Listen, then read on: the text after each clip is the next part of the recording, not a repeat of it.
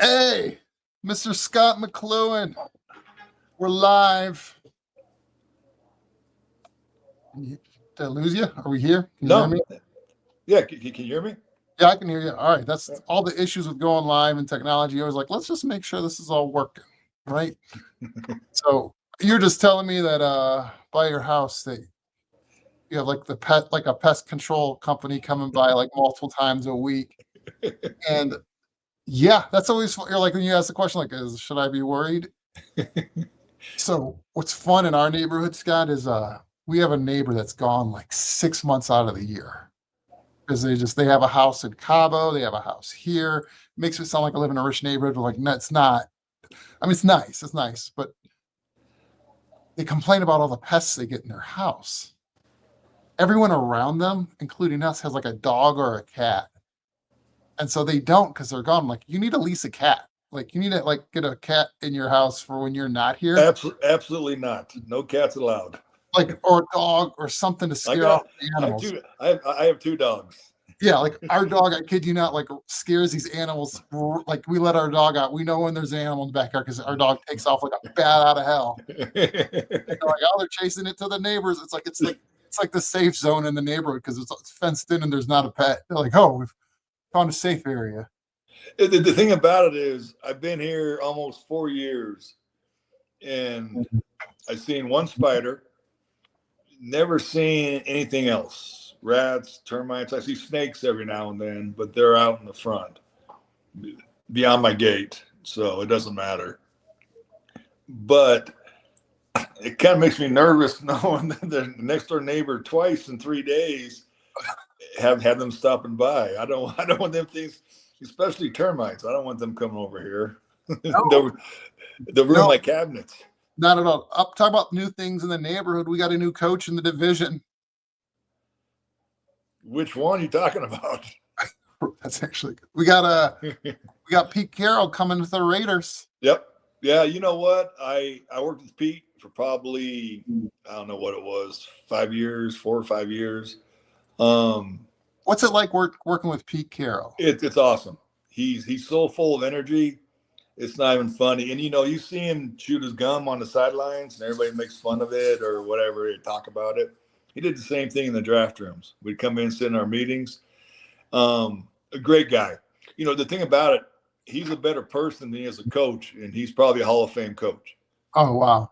And it's he's consistent, he's honest, and he's to the point. And I think that's why we were so good in Seattle at the time when I was there. Going back to back Super Bowls and all that stuff. Just because the guy he is, and players, especially this new generation. The thing that was really cool about him was when we first got going, my second time in Seattle, when I was with John Schneider, the GM, who made all the calls, of course. He'd come in and sit with us in meetings, and we'd be talking about certain players. And he's like, I'm like, and it'd be incredible because he just came from USC. So all these guys he recruited in high school. Mm-hmm. So he knew the parents, he knew the background, he knew everything about him. Bruce Irvin, had a lot of red flags. Mm-hmm. And he told us, he said, don't worry about him, guys. He's fine. He is just fine. Yeah. And he didn't go to USC. He didn't go to West Virginia, but we ended up drafting him. He ends up being a really, really good player, for the Seahawks, and we're winning the Super Bowls. That's an interesting thought. So if you get like a NFL coach for you that in the recent history has recruited college, like as a head coach, yep, they have some, like there's guys they don't get, like they go to go to other schools, but they have some insights that are probably that may not be on the scouting report for the NFL. Yeah, but the thing that was really cool about Pete was he wasn't biased. Guys didn't go to USC, that's all right. He wasn't knocking for that. They went where they wanted to go. And he recruited the whole country. And they had really good teams at USC at that time. But I'm telling you, they did okay. They did okay when he was there, right? I think that just okay. Half the guys that we were evaluating, he knew personally from high school. So then we got our scouts that know him from college. background wise, because Yeah. the player is the player. You can figure that out. It's not hard to figure out talent. It's the Well, person. yeah, it's funny you say that. It's the individual. When I Because a lot of these guys be like, what they're saying about him is not true, not even close to true. I sat in his living room and talked to his mom and his dad and him face to face. I know exactly who the guy is, and that I'm telling you, and we nailed it probably 3 or 4 years in a row in the draft, and that's when we won the Super Bowls, But his background with that was enormous, oh, enormous. I And can you know what? And honestly, from my standpoint, I wasn't there every day. I was, but I wasn't meeting with him every day. He nailed him. He nailed him. Nailed him. no, that's all. Pete Carroll. So, how are you? Like as a Bronco fan, I'm probably more the fan of Broncos than you are. You're in Colorado. Hey, I'm sorry, my dogs are barking. That's Guys, all. no. We're a dog friendly show.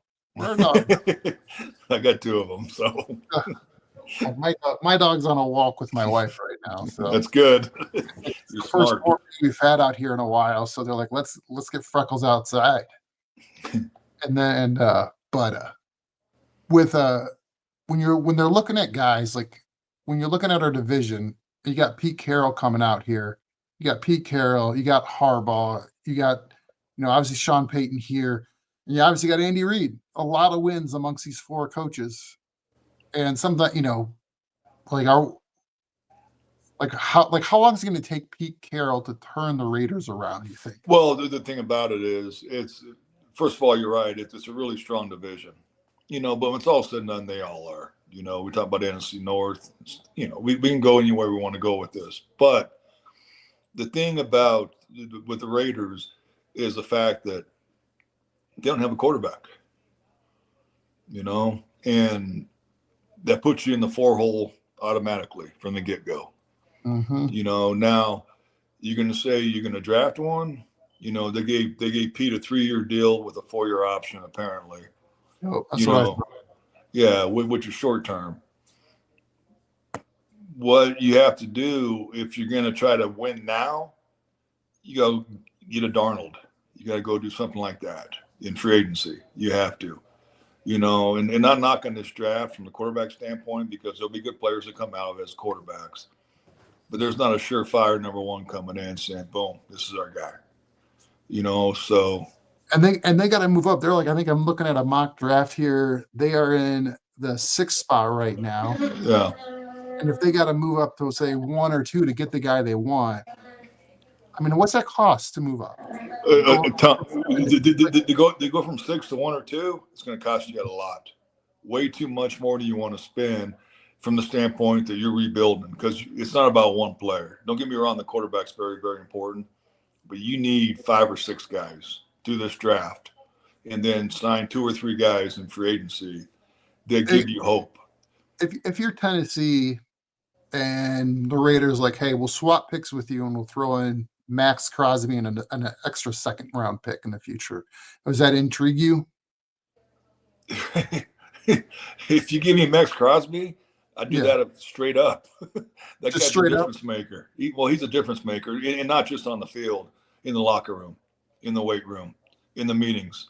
No, he's you can't let him go no matter what. Because like part of me goes like, if you got to make a move, it's like, is one player worth like the other either 3 first-round picks you got to maybe move to get up there? And so it's like, and how quickly is he going to be around? If it takes 2 to 3 years to rebuild, will he want to go through the rebuild process? Well, Pete will, because Pete's high energy. He loves the game. He loves young people. He has a big foundation in LA to this day, and he takes care of high school kids. Yeah, but will Max Crosby want to go through like, hey, another 4-win season, another 5-win season? I don't know that. I don't know Max like that's that well. Arguing that Tennessee won't be in the same spot. Yeah, I just know this. It's a tough division, but you can't give up your best players, especially the ones in the locker room. You can't, because that builds a culture. Now if you got a quarterback you took in the first round 3-4 years ago and he's still not panning out, then I get it. Boom, go. But when you got a proven commodity that's an ass kicker on the field and off the field, you don't let those guys go. You can't. You can't, because they're going to make the bad days better and the good days great. And that's from a GM standpoint, that's so important. Oh yeah. You can say, I get my 3 first-round picks. I get whatever. I get one this year, one next year. I get a second this year, and I get a fourth the next year. Okay, but you don't know who they're going to be. You think you do, but you don't. You know what you got in house right now with Max Crosby. You don't. You know exactly who he is and what he is daily. Yeah, a known commodity versus unknown. Yes. And no, yes. it's an interesting thought. That's all where you go, like, what's it take to move up? What's the cost? And is it yeah. No. You're the real deal.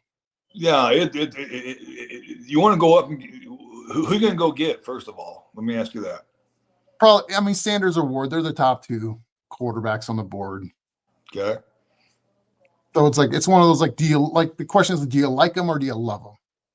Well, you better infatuate with them at night, sleeping about it, because especially it's a big move. If you're going to move up to get them, it's one, like, you think in the hypothetical draft board of 25, when the draft actually happens, there's always someone that moves down or up that you just don't expect. Correct. Is there a chance it could be Sanders or Ward? Because Sanders kind of be the player where teams are kind of afraid of the baggage of, like, what he may bring, just because of his dad. All that. Is there enough? He seems like a good person in every aspect of what you hear on the media, but, like, you have a helicopter parent who's prime time. Do you want that in your locker room and have to deal with that in the media? You know what? It wouldn't bother me. Everybody's different as they go forward. I get it. I think the quarterback's the most valuable position. Of course, we got 4 teams left. We got 3 first rounders. We got 1 second rounder still playing. I think from the standpoint of worrying about the baggage, I could tell you stories about guys I drafted where their parents were just over the top, or 1 parent, 2 parent, whatever, grandma, whatever. They're coming with them. I can imagine the grandma being the one. Oh yeah, no, many times. And the thing about it is that's their mentor. That's their, pretty much role model to a point, from the standpoint of being a parent, taking care of them. So they want to take care of them, of course, and all that. So it's not so much like Dion. He knows the NFL. Mm-hmm. He's been there, done it. He's seen it. He's seen good stories, bad stories, and all that. And Shedeur, I think, is a mature football player. He understands the game. He understands life. He's got his money already from the NILs and understands what he's doing. Now, Dion, I don't know from the standpoint how involved he will be. But he's got to understand too, his son's got to go play. That's how you get respect in the NFL. You got to go play, and you got to make plays and you got to win games, plain and simple. It's a simple math equation. It's like, you play well, a lot of problems seem to solve themselves. Correct. So now, what do you think of Jalen Milroe from Alabama? I didn't notice him, and then he just shot up the draft boards in these mock drafts from somebody. I see him now as a potential number 3rd overall pick, going to the Giants in a CBS mock draft. Yeah, I do not see it. I do not see it at all. I like his size. I like his athleticism. I like his scramble and running ability. I worry a lot about accuracy and just consistency. Mm-hmm. And not saying he can't be a good NFL player at all, but I do personally, I do not see him as a 1st-round pick. Not even close. So this is one I've asked you about before in our text thread. I'm curious what you think, just because of my friends in Ohio that are Ohio State fans. And then during the Ohio State championship game against Notre Dame, they were all talking about how, boy, I hope my team can get Howard in the draft. I just don't know if we'll have an early enough pick to get him. I tell you what, he's the sleeper. I'm telling you, he's the one that's going to surprise people. The thing that's cool about him is he's not a 1-year wonder, not even close. He did good stuff at K-State. Of course, did a really good job this year at Ohio State and had a lot of talent around him, which is not his fault. I mean, that's just the way it works with Ohio State. But he's going to be 6'4". He's going to be 240 pounds. He can move, and he's got a great arm. And it's funny because I have a brother that works in the NFL, and I taught them last year because I gave Will a really good grade, and my brother's like, no, he can't see it, he can't see the field. I talked to the coaches there, and when I go to schools, I talk to coaches, but I don't talk X's and O's and instincts and all that. I figure it out myself. He's got it. I mean, I tell you what. I mean, and you saw in the playoff, run. He was the son of a gun. And the thing about it is he stands in there too. And he's tough. He's smart. He's got and again, the athletic abilities and the arm strength. He can make every throw. Every throw. Who would you compare Will Howard to as a similar NFL player? Or where you see as like a prospect, like an all good things, what would he look like? Well, I hate to say this, but coming out of college, Josh Allen. Wow, Yeah. I was thinking Big Ben. Am I far off on my analysis? He's more athletic than Big Ben. Big Ben couldn't move. He was a pocket guy no matter what. Okay. The thing about Will, now he can move for a big guy. He's pretty cool. It's kind of like Josh, and in the standpoint, he's more accurate than Josh coming out. Now, of course, Josh has been what he's been, and he's going to be what he's going to be, which is excellent. And I hate to compare college players to pro players, but I'm just saying, coming out of college, when he came out of Wyoming, Josh, Will Howard, same guy. No, that's pretty big review. Speaking of Josh Allen, do you think he's got a chance against the Mahomes and the Chiefs this weekend? Championship weekend. It's just kind of one of the more fun, like with at least typically one of the more fun football weekends for you when you're not in the. I mean, obviously, when you're with the team, you're like, "Hey, we're here." I mean, you've been to a lot of championship weeks as a GM is going to work. But as a fan, is this a pretty good weekend for you? Excellent. I think they'll both be really good games. If I was a betting man, when I'm not, I don't know how you bet against Mahomes at home in the championship game, but I think it'll be a really, really, really good football game.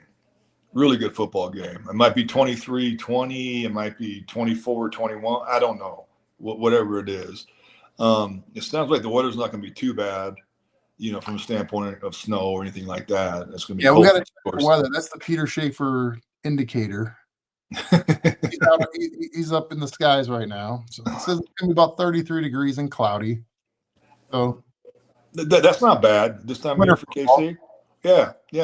But the thing is, I'm telling you, I think Josh is primed for the win from the standpoint that he needs it. But Mahomes is Mahomes, and everybody's made fun of him all year. They're only winning games by 3 points, 5 points, whatever. But they're winning. That's all that matters. Yeah, no, they just find a way. It's quite amazing with the Chiefs. That's for sure. Speaking of the Eagles and Commanders, 38 degrees. So, again, nice outdoor winter football game. Does Daniels have a chance to go into Philly and, as a rookie, go to the Super Bowl? Yes. Like I'm actually really impressed how well he's improved. Like, he had his lull. Like, was it probably like mid-season? There's a little bit of a lull. A little bit. A little bit of a lull. Enough where Bo Nix was considered a true rookie of the year candidate. Sure. When he had a lull, Bo Nix was playing really well. But then all of a sudden, Daniels is like, "No, I'm good." You see how he's the virtual reality? I've been around this 30 years. Just involved in the NFL. I've been around my entire life. He had the best rookie year I've ever seen before in a quarterback ever. And the thing about it is, like you said, these these rookies come out and they get halfway through the season, they kind of hit a wall, and they're kind of like, I'm not used to all this, boom, boom, all this pressure and stuff like that. Well, he hit it a little bit, but then he picked it up again. Yeah. And he's his patience, his confidence, his understanding of the game, has been incredible.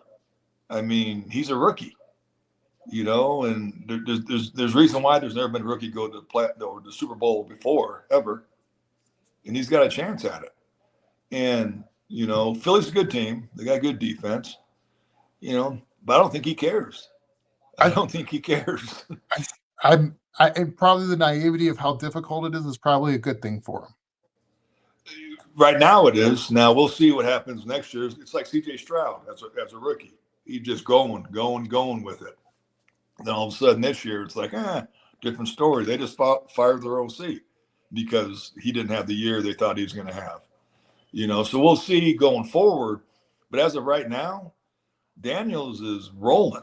I mean, he's playing good football now. I've been around Hall of Famers, and didn't have years like him. And he's a rookie. This is his first year. I know he's older. I get it. He played a lot of college football, but that doesn't matter. That's totally different than playing in the NFL. Is he spoiling it for other guys that are coming in as rookies? Like, hey, look what Jaden Daniels did. How come you're not doing that? Well, you got people in Chicago saying, why the hell would we take him? Right.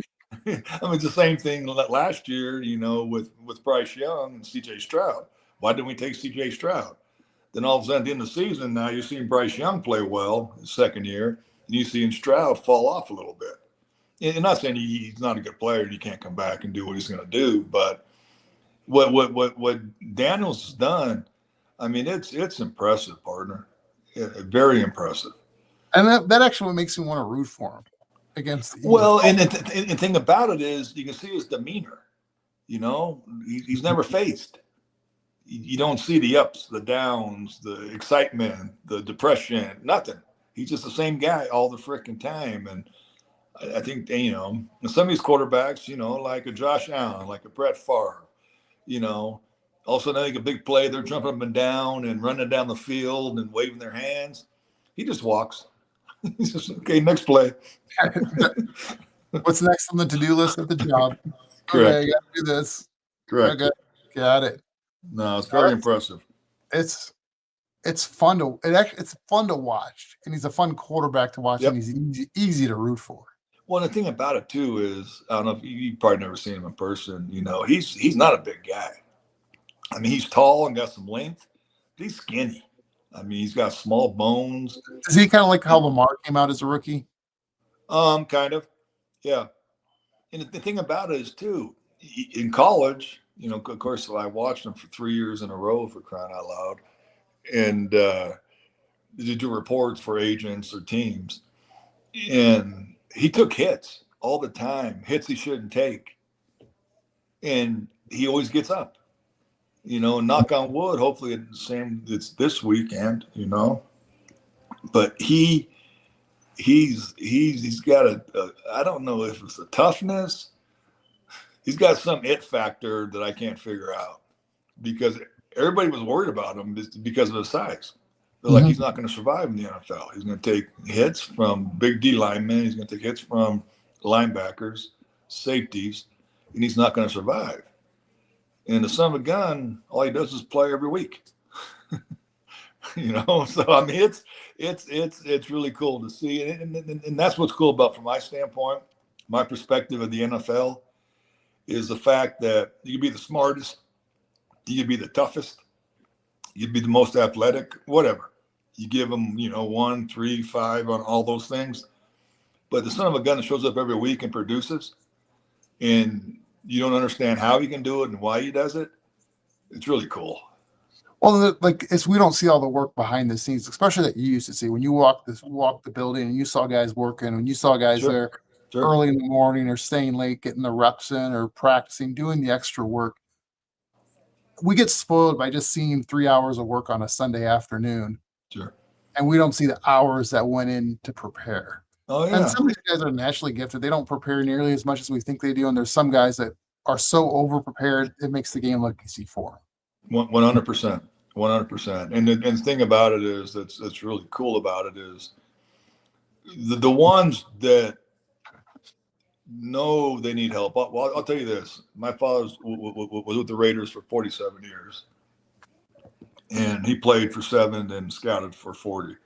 But he was the main factor in drafting Charles Woodson out of Michigan. Oh, yeah. Yeah, with the Raiders.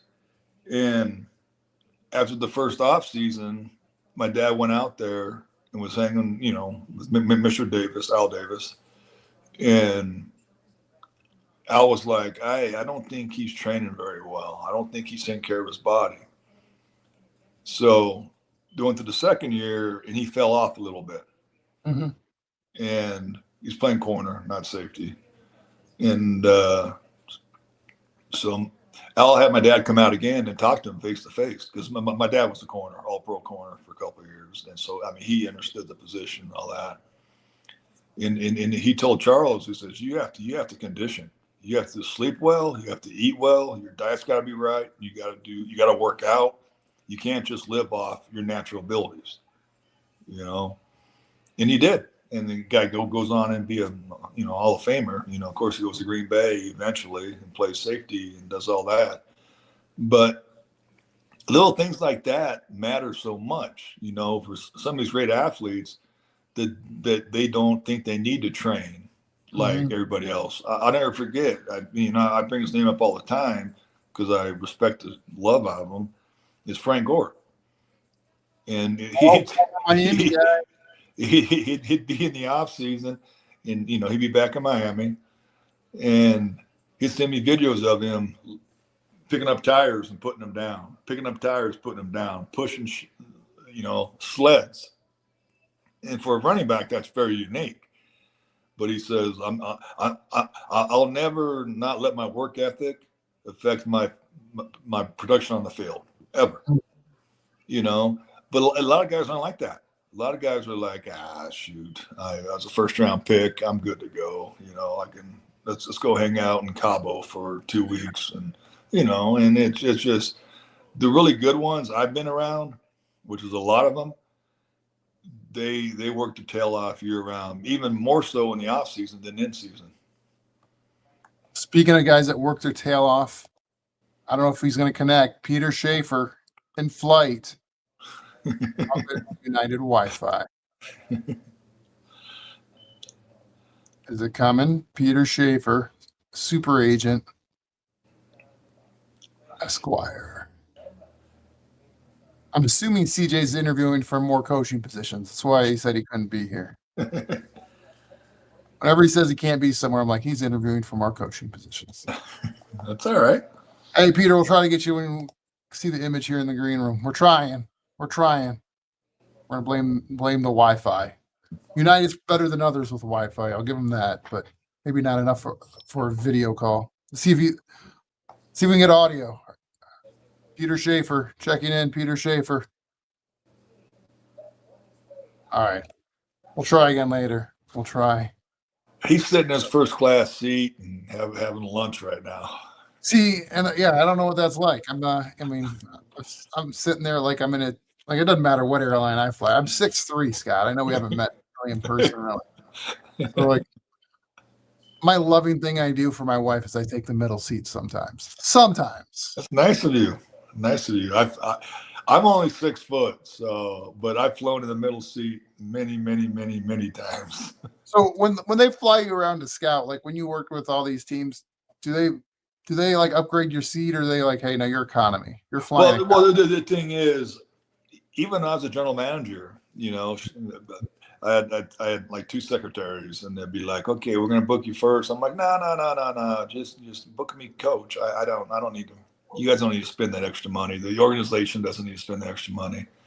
But I end up flying so many times that I just get upgraded automatically if there's a seat open, And most of the time, I give it to somebody else. I'm like, hey, you want to go sit in first class? He's like, really? I'm like, yeah, go have it. It'd be Wow. it'd be an aisle seat they were in, so I just sit in the aisle seat. I'm 6 foot. I'm not a big guy, you Oh know. man, you probably made so many people's days. Are you? I, they're the stewardess, or they call them stewards, I guess now, wherever they I don't know call what them, you call it, guys. I think it's Stuart Eyes. I think it's. whatever it is. They come back and it's like, hey, what do you want? Do you want any food? Do you want anything to drink? And I'm like, nah, well, some water would be cool. Maybe some coffee. They'd be like, that's it? And I'm like, yeah. And they're like, what you did was so nice. I'm like, whatever, Uh, whatever. that's awesome, though. That's very cool. So Oh, yeah, no, I'm like my wife flies sometimes for work, and they're like flying her across the other side of the world. They're like, and we're gonna book you on economy for a 24-hour flight. You're like, oh, wait, what? For work? 24-hour flight? But I'm like, You got to I'm take like, care of your wife. You know that. You got to take plus care of your one. Can I wife. come? It's your job. uh, so going back to football, I got a question for you. Yep. Have you rattled the trees this last week since we talked? Get your sources. Do the thing is do I have to worry about Deion Sanders not coming back to see you? No, you're good. Okay. You're good. I think if we can get him there for another year or two, he can be pot committed. Like he actually can have like a full class. Like if he did recruit a freshman, take them all the way through their senior year. I think if you can do that and you can prove we can get to the playoffs and compete, you don't need to be at Alabama's and LSU's anymore to compete in college football. Correct. So I think if he likes it here, you're like, hey, I've been here a while, I like it here. It's not worth the few extra bucks maybe to go somewhere else. Well, the thing I'm hearing, and I don't know Dion personally. I've never even met him. I played against him I flew on a many flight with times. him once, Scott. Huh? I flew on a flight with him right when he signed with CU. We were both on a flight from Denver to North Carolina. He was in the first class United section. I was back in row 37B. But I was like, hey, I almost wanted to be over. Like, what's it like to be the second best coach on the flight? I like it. Right? Junior I high like it. basketball front range representing. Yeah. Well, the thing about it is, like I said, I have really good friends that are really close to him.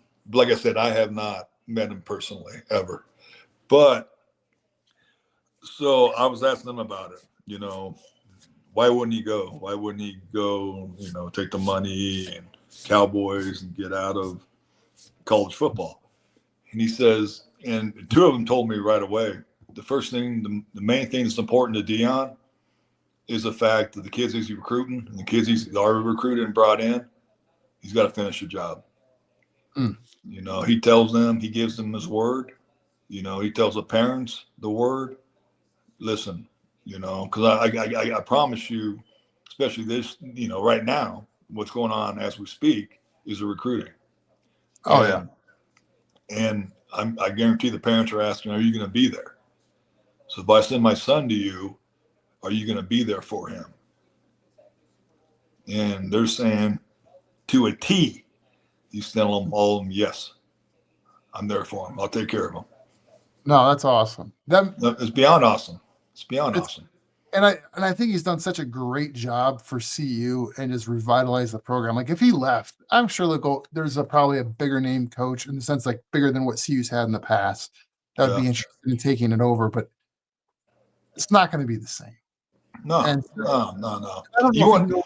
you want him around for a couple more years for sure. And if something pops up again in the NFL or some other SEC or something pops up, you get it. Yeah, But he started a project that he wants to finish, and and I think that's respectful. we talked about this last time. He was like, I'll never look down on someone who's going to go take a career step forward Sure. if they see that as their where they want to go be as in their career. Yeah. I'll never look down on someone for doing that to take the personal challenge to go move on in their career at another challenge. It's one like he built it up. It's not like he built it down and it's crashing and he's leaving while it's going down. He built it up. It's on its way up. So it's like can only be grateful as a CU fan. I'm not even a big CU fan until some Prime came here. I'm a Miami Hurricane fan. I'm a Cam Ward fan, but boy, I had a lot of fun watching CU this last year, so I wanna keep watching CU and keep having fun watching 'em.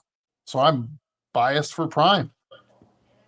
So, I'm glad you're saying he's staying. That makes me Yeah, yeah. so I think a No, lot of no. It's good for the university. It's good for the standpoint of being loyal and a man's a man, and you take a responsibility on and you're going to fulfill it. I think that's huge. Um, it'll be interesting with a quarterback next year, what goes on there, but I cannot foresee them not being as good or better next year when it's all said and done. Because he's building the culture. He identifies talent. Now it's all over the country coming in. It's transfer portal and it's college players, or I mean high school players, which is excellent. You use all the tools you can have to build your roster. But I think he really enjoys helping young men out become full men. No, absolutely. Yeah, And I think that's really cool. that makes it so cool for Coach Prime to be here at CU to do that. Yep. But going back to the NFL ranks, we got what do you think the biggest thing they need to address this offseason? Well, see, the thing is, I get that when I was a GM, I get that question all the time in press conferences.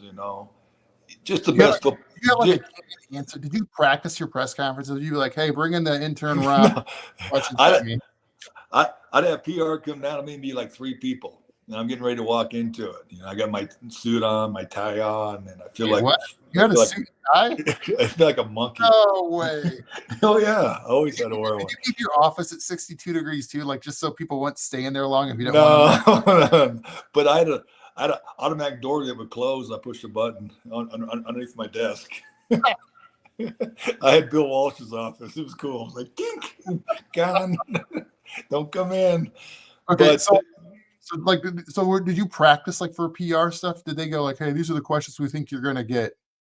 they would come and tell me, and they're like, "How are you going to answer it?" I said, "Don't worry about it. I got it covered." But they'd tell me what was coming my way. Okay. But I'm just always honest. That way, I mean, I am who I am, and they thought I was an idiot. Power to them. They thought I was smart. Power to them. It didn't matter. I knew what I knew and how I knew it.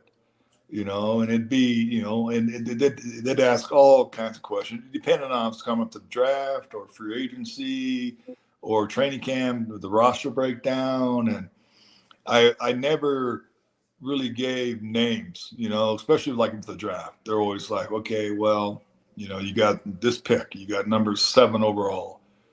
Well, what's your plan to do with it? I'm saying, take the best football player, plain and simple. We got 11 guys on offense, 11 guys on defense, 11 guys on special teams. Then we got backups with depth. I said, each round, I'm going to take the best football player. I'm not going to draft for need. I'm going to draft the best football player because you know what? We're going to need him, and he's going to help us when it's said and done. And I never forget when I was in Washington, my last GM gig, and it was my first year there. And we had pick number 5, I believe. Yeah, 5, I believe. And I identified a guy, a Big Ten offensive lineman. And,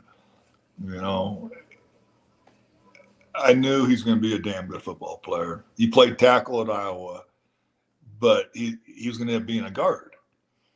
And I'll never forget the head coach telling me, he's like, well, why would we take a guard at number 5? I'm like, do you understand the offensive line is made of 5 guys? You get the best 5 across the line, you're set.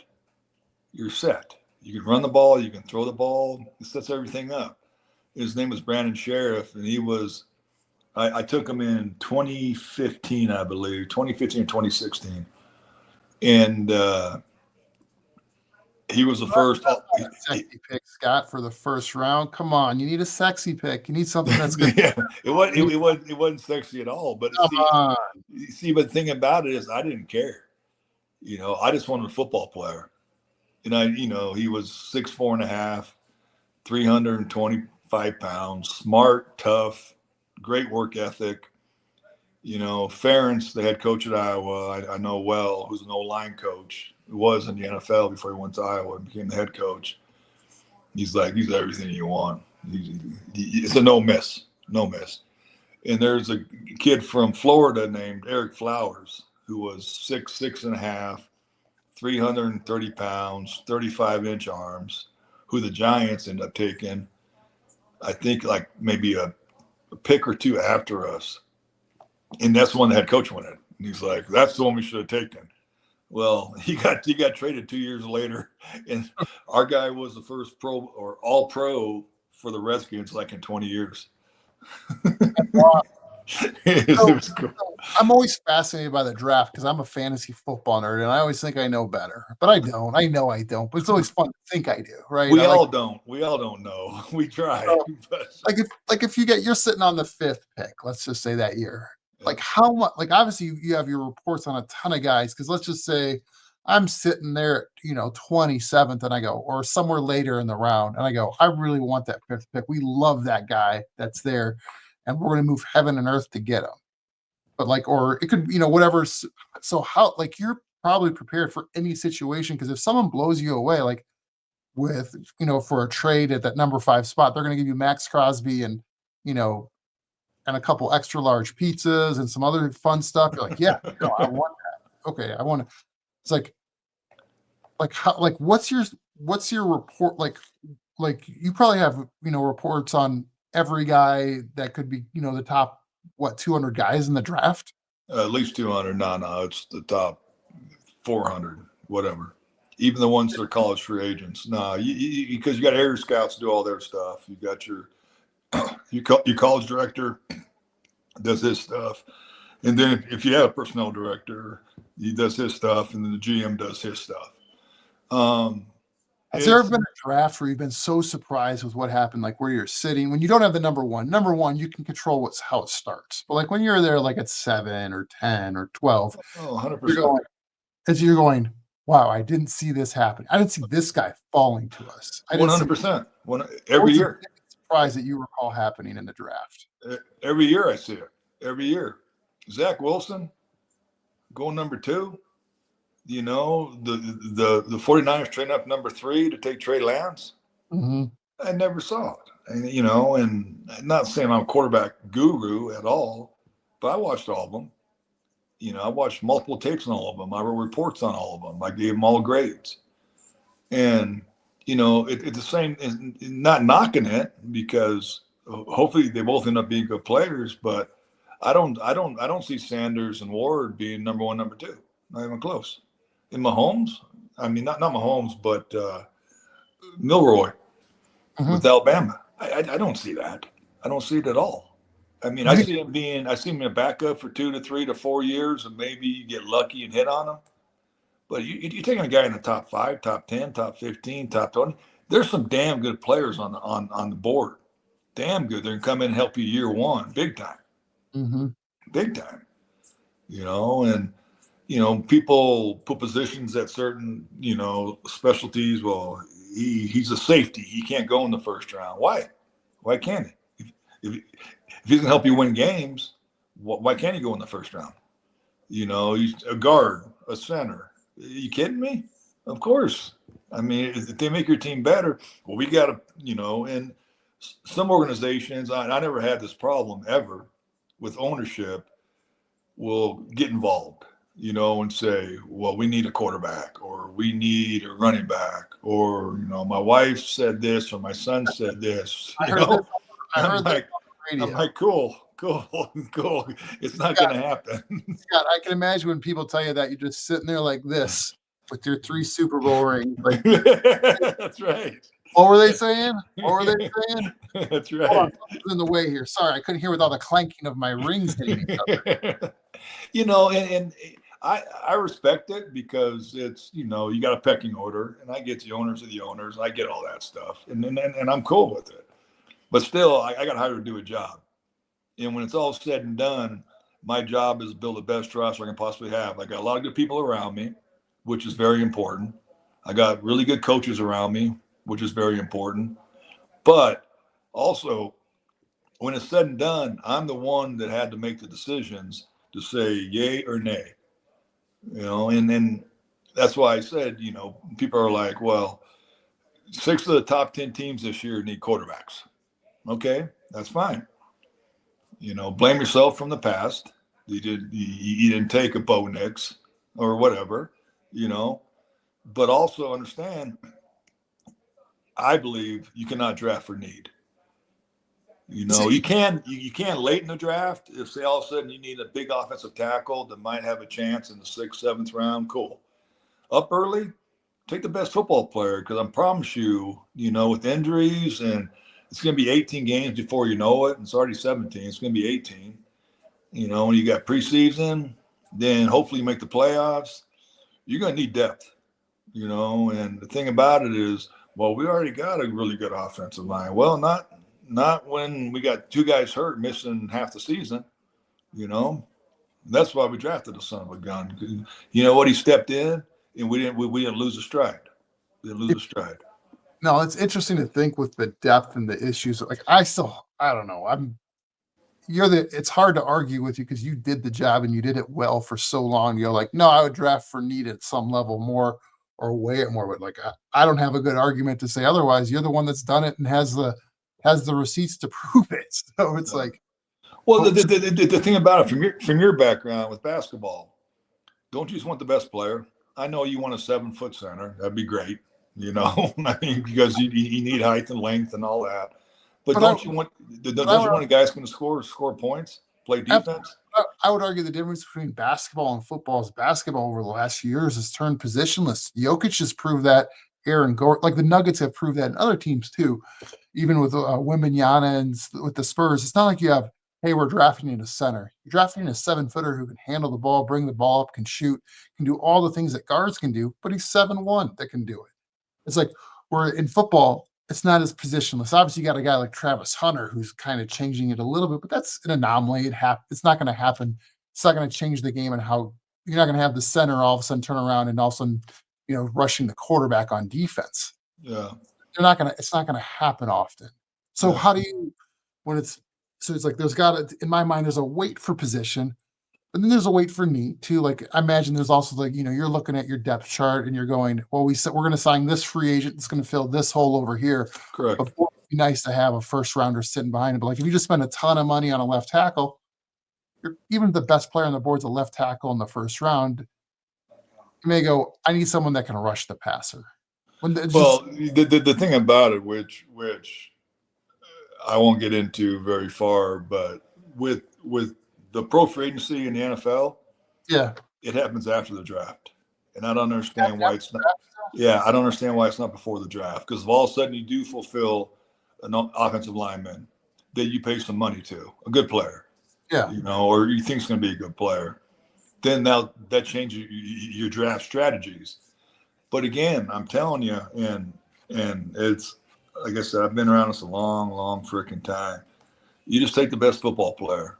Just take the best football player, Now, if you got a quarterback, say Bo Nix. Next year, Denver's not going to draft, or this year coming up, Denver's not going to draft a quarterback.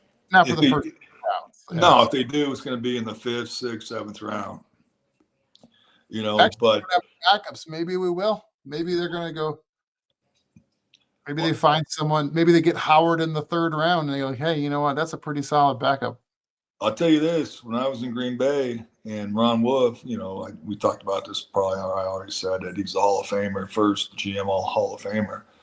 Is every year we had Brett Favre. He won 3 MVPs 3 years in a row, and every year we took a quarterback. Mid to late rounds. Yeah, and we ended up getting Hasselback, who I went to Green Bay, or I went to Seattle. We traded Green Bay for him for a 3rd, and he was like a 5th. And then we took Aaron Brooks, who ended up getting traded to New Orleans, ended up being a solid player. Mm-hmm. But every year, you always take a quarterback. Always take a quarterback. And who's the other guy? we got the best in the league. And he said, I understand, but you never know. You Well, know? especially when you think of players as like a commodity. It sounds bad to say it, like, but like if you go, hey, if we take him, like you said, in the fifth, in a year or two, someone may take one of them for a third, and you just trade it up. Not My even, my first year in Green Bay, this is my first or second year in Green Bay. We had 4 quarterbacks. Okay, we had Brett Favre, we had Ty Detmer, Mark Brunell, and guess who the fourth one was? is that when you guys took Aaron Rodgers? Nope, Kurt Warner. Jeez, you Mariucci was our quarterback quarters, coach. quarterback Kurt, quarters. our quarterback coach was Mariucci, and it was like the 4th preseason game, and we're like in the late third, early fourth quarter, and he tried to send Kurt Warner in. He says, "Nah, you got to go in." He wouldn't go in. He was too nervous. He's like, "I can't play." And the son of a bitch ends up being MVP of the NFL, winning the Super Bowl. Oh man, oh that's crazy. Oh, beyond crazy. Kurt Hey, Warner. Yeah. speaking of MVPs, who do you think should be the MVP this year in the NFL? You know what? If you go by numbers, it's Lamar. I think if you go by the talent around him, it's Josh Allen. Where's Saquon Barkley land on your MVP board? You know what? I respect it. I respect it a lot. I just understand that it's not a running back award. It's a quarterback award. Now what he did this year was phenomenal, and he's still doing it. I mean, it's very, very impressive. It's one of the best ever in NFL history. From the standpoint of stats. But he touches the ball maybe 30, 35 times a game. The quarterback touches it 65 to 70 times a game. So who has more? They have an award like MVP besides QB. Say it again. Should they have an award like MVP besides QB? Well, the thing about it is, which is unique, is like they'll give the Offensive Player of the Year award, right? Mhm. And then the MVP is usually not that guy. So you know what I'm saying? They try to kind of balance it out. They try to spread the wealth around. The Yeah. NBA used to do the same thing where they just said in the late '90s they had the MVP award. It was MVP BMJ, MVP besides Michael Jordan, because there's no way you're telling me it wasn't Michael Jordan every year. Correct. No, Correct. Karl Malone and John, they need an MVP award. It's like it's Yeah, it's all, it's unique.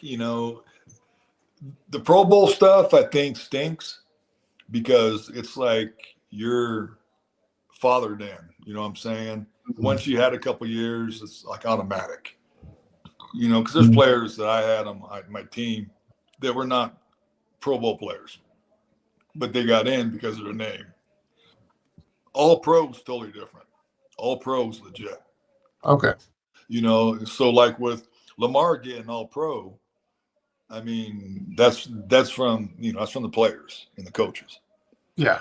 And they're saying he's the number one, and there's only one all pro at each position. Yeah.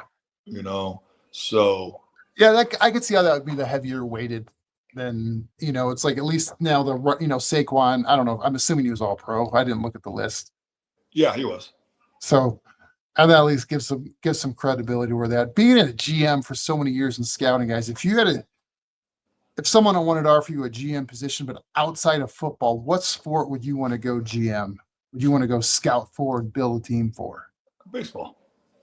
Yeah, you're a baseball. I figured baseball was the answer. Basketball. It'd be simple. Like, bring me along, Scott. Bring me along. The thing about it is, Rob, is the fact that being a GM, I mean, the talent evaluation is very important, but you got to be able to control the building. Good days, bad days, good weeks, bad weeks, big losses, bad losses. You always have to be consistent. I think a lot of people have trouble with that. I always thought, in any sport, basketball is the same, hockey, I'm sure is the same. there's got to be a positive influence in the building. There has to be, no matter good or bad. Weak. And all of a sudden everybody's down, like, oh, what are we gonna do? I'm like, what are we gonna do? We're gonna freaking lift our head up and keep going. So we got a 3-game losing streak. It's gonna happen. And I think a lot of GMs, I don't know about nowadays because they're so much younger than me, but it was a number. We just got Pete Carroll as a head coach in our division. Age is just a number, Scott. Well, with him it is because he's like 53. Yeah. 53. I'm telling he's you. 53. I'm telling you, he's high energy. But the thing about it is, you always have to keep. I'm the one that's most depressed of anybody when we lose. When I first got to San Fran, I mean, the reason why we had the first pick, we were the worst team in the NFL. And I think we won 4 that year or something, maybe 5. But I'd go home on Sunday nights from the stadium or charter back, whatever, and I'm just devastated because I want to win. I was 34 years old when I took the job. I was the youngest one ever, and at the time, and but I get up in the morning and I'd feel bad, Mm-hmm. and I know about our medical, what happened, who got hurt in that game, who's going to be out this week, and that kind of stuff. I'd shower and do all that stuff, go in, get my workout in, and all that good stuff. But then as soon as I walked out of that locker room, I'd have a smile on my face and have positive energy because everybody else needed to see it, because they're all like, oh boy, we lost again, son of a gun, it's going to be a bad week. And I'd be like, no. You're the thermostat. You don't want to be the thermometer. You want to be the thermostat. You want to control Correct. the temperature of the room. You want to Correct. control it at 62 degrees, keep them a little uncomfortable, but just comfortable Correct. enough. But like if you I can't tell you how many times I got a call from the head coach's wife directly to me. I'm in my office. She goes, you got to go down and talk to him. He's really depressed. I'm like, I got it. You know what? I actually really appreciate that because, like, when you have a loved one going, hey, you know what? He's having a rough day, and Yep. we use the term in coaching, like, it's just they need their tires pumped up. They need the road to be a little bit easier to, they just need a little encouragement. They just need the tires pumped up just a little. The tires aren't pumped up. It's a rough road to travel. Yeah. No. I go down every time. It'd be every week we lost. It'd be Monday afternoon. She's like, can you do me a favor and go check on Mike? I'm like, of course, I got you covered. Scott, speaking of favors, I gotta ask you a question. Shoot. And I gotta ask a favor on this too. Because Pete Carroll takes the job with the Raiders today, officially. You've worked with Pete Carroll before. Correct. Your family's got a lot of connections to the Raiders. Correct. So when Pete Carroll calls you up to go, hey Scott, will you help us evaluate players for the Raiders? Can you tell him to pound sand? Nope. Come on. Nope. Don't help the Raiders out, Scott. You're in Bronco country. I was born a Raider, raised a Raider. I was born in Oakland. My father was 47 years with the Raiders. With Al Davis. I'm sorry. All right. Well, then, Scott, I'm going to ask another favor then. You at least get me tickets. Can we go to a game together? Like, can we go to the Raiders Sure. in Vegas? No, I get you tickets. If you're going to go help them out, at least, like, let's have some fun doing it, right? No, I get you some tickets. That's not a problem. Right. We'll go down to if they call you up to help out, we'll go to a Raider game. We'll wear gang neutral colors and we'll go to a game. Well, the thing about it is, I'm sure I haven't been to a game in Las Vegas with the Raiders yet, but in Oakland, you couldn't wear a Bronco jersey, just so you know. Oh, no, I'd be protecting you the entire game. Yeah, I don't have a big enough life insurance policy. They'd be like, no, that was an act of God. That was an idiot move. We're not going to honor that policy. Yeah, but the thing is good about it. I mean, the Raiders are the Raiders. And like I said, I really respect Pete Carroll. I really do. Mark Davis is, who runs the team's the son of Al Davis, who him and my dad were like best friends. And I'll tell you a real quick story. My dad turned 65. He wanted to retire. And so he went to Al and said, "Yeah, I'm going to retire." He said, "I can't see jersey numbers on film anymore. My eyes are so bad. I'm getting so old." He says, "You do not retire until I die." So it was 2 years later when he passed away, and my dad retired the next day.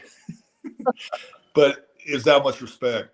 And Al Wow. Davis did a lot. I had a brother who went through a lot of medical stuff when we were young, and he was in the hospital for like 10, 11 months, Oh, wow. and Al Davis paid every cent, every cent, no insurance, nothing. Yep. So I'm loyal to the Raiders, but I'm telling you, what Denver's got rolling is pretty dang good now. I'm just saying, don't hurt my Broncos. That's all. But if Pete Carroll called you up and said, "Hey, I want some of your help," you can say, "Hey, Rob will help out too. He's way." You be in there sabotaging it. No, you know what? Like I'm a sellout, Scott. I'm not from Denver. Like I like Denver doing well, but if you said, "Hey, look, I need some help in Vegas for a few months," I don't even care for Vegas in the sense of a city. But you know what?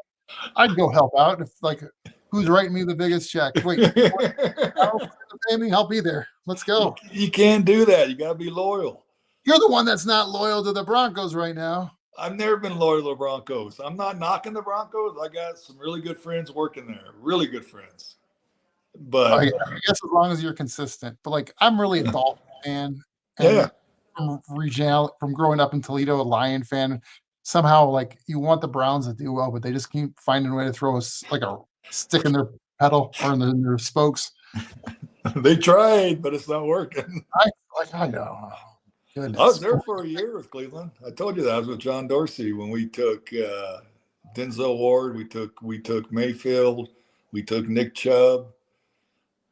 We took two other guys that were really good that year for Cleveland. Really good. Yeah, no, but all I'm saying is if you need some help, like I'll sell out.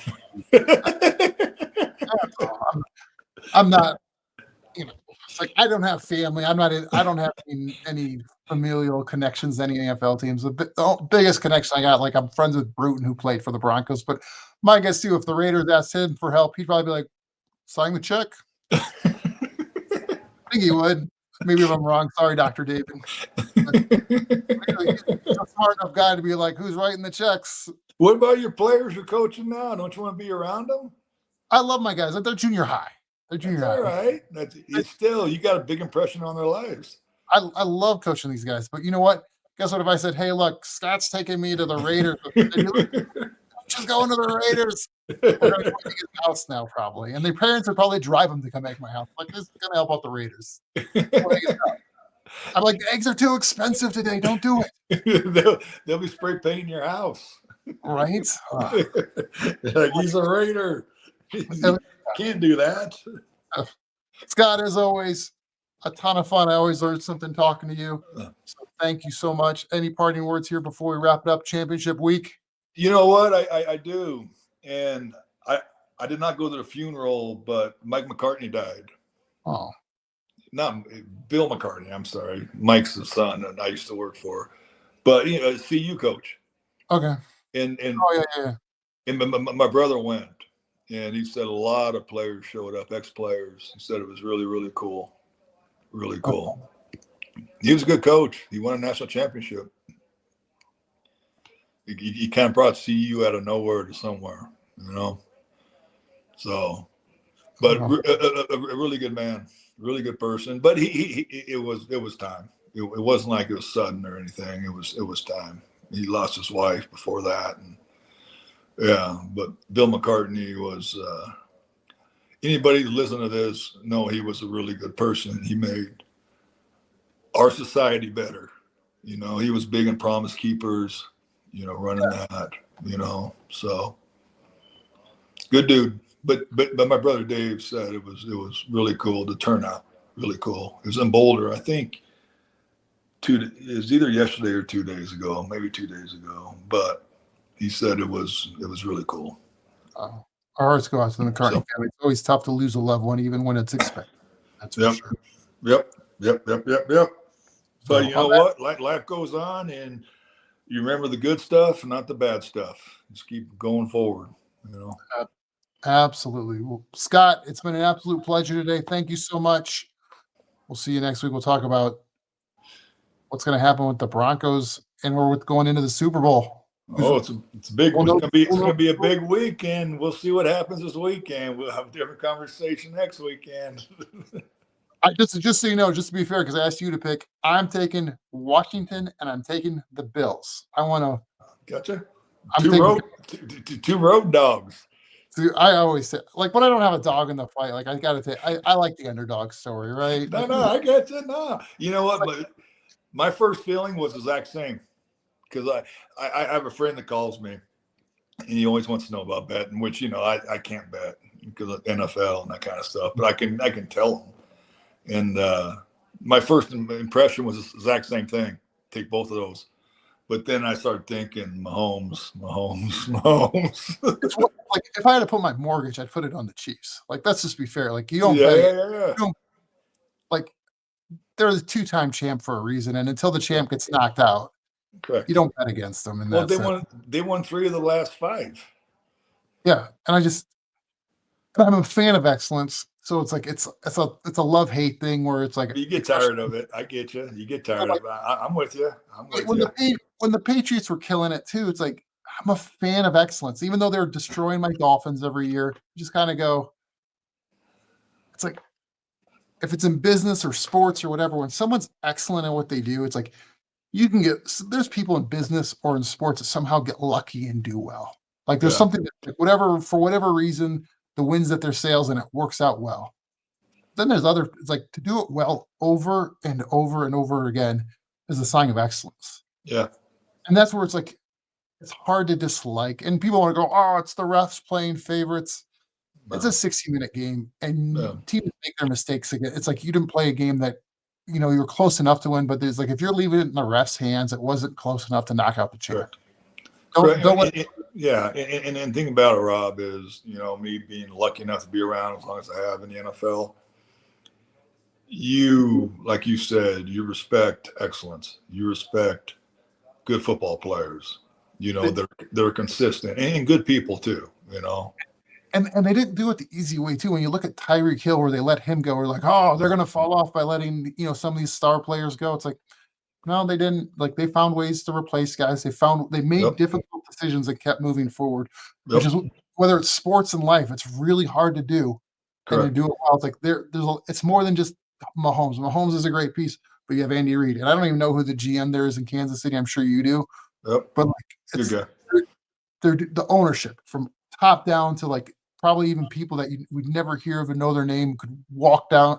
I could run in their GM at King Supers down the road. I wouldn't know who he is.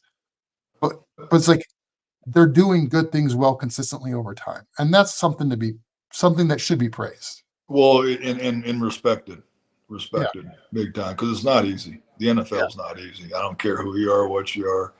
You got the best roster, and when 50% of your games, you can have an average roster, and you got the whole group working together.